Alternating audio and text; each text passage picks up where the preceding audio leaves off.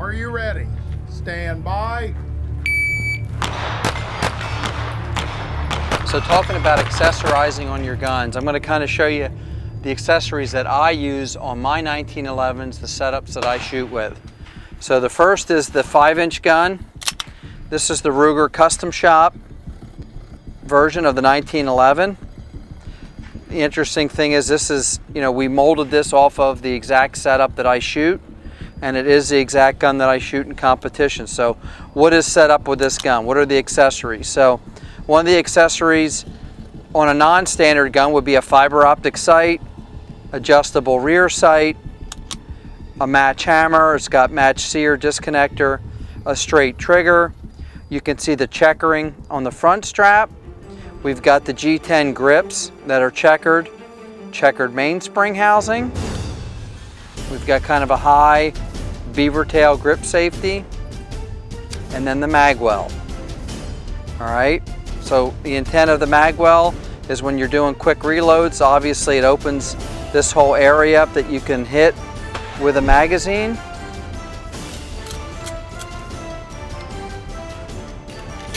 It really speeds it up, okay? Really speeds it up because the mag can kind of hit anywhere inside that, and if it's a funnel, it directs the magazine in instead of trying to line it up just on the bottom of the gun. I've got a little bit oversized magazine release button, okay, for when I have to do quick loads. It's a little bit bigger button to be able to reach. So this gun comes from the factory, from Ruger, from the custom shop, just like it is. But these, 10 years ago, 5 years ago, would have been add-on accessories from a gunsmith, custom shop, that you see on a factory gun. But that's how this gun's set up. Now I'm going to show you how my open gun that I would shoot for Steel Challenge is set up. You can see it's pretty much identical. It's the same gun. It's the Custom Shop 1911 with some add-ons. So we've got a 3-port titanium compensator. All right, so what that does, the compensator takes some recoil out, but most importantly, it keeps the muzzle from rising, or what we call muzzle flip. So it keeps the muzzle from jumping as high, which allows you to stay on target, see your hits better, and faster target acquisition. All right. I've got an Alchin scope mount with a Loophole Delta Point Pro red dot sight on it. And really, other than that, it's the exact same setup as the 5-inch version. All right, it's the Custom Shop 1911. Where we took the rear sight off, we kind of scalloped it out a little bit just to make it, make that cut look clean. I need to do something with the front, where the front sight was. I've got the mag funnel, checkered front strap, the straight trigger. It's got all the fully machined fire controls, beaver tail grip safety. Now this is a Ruger grip safety. This is what actually comes on the Koenig version. It's kind of thinned out so you can get even higher on the gun. Checkered mainspring housing on the back.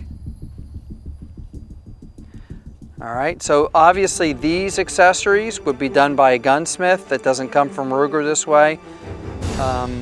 These are a little bit different grips. I was playing around. These are aluminum grips from Techwell.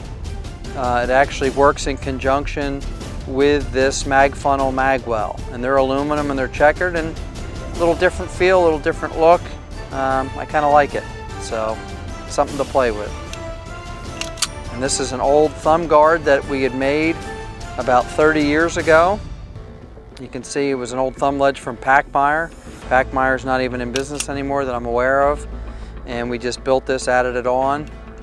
So what that does is allows my thumb to ride high on there, and I don't ever have my thumb making contact with the slide. When you shoot open guns or lighter loads where the slide, you don't want any impediment on the slide where it's going to be maybe cycling a little slower than the 5-inch version. So I want to make sure my thumb doesn't slow the slide down, because sometimes when I get very high on the grip, my thumb could ride against it, which could cause a malfunction, stovepipe, or a feeding issue. So this is my steel challenge, steel open gun setup. Loophole Delta Point Pro, 3-port titanium comp. I'm Doug Koenig for Davidson's Gallery of Guns, and I hope to see you on the range.